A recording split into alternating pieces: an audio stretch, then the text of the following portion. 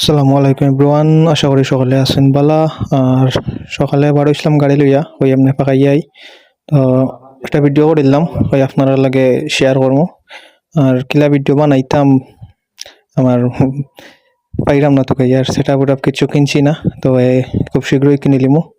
আর এমন একটা স্টোরি হনক্কা, আর শুনিয়া কিতা বুঝলা কমেন্টও জানাইবা, আর সামনে দিয়ে আরো ভালো ভালো ভিডিও পাইবা। ইগনোর করার একটা নিয়ম আছে।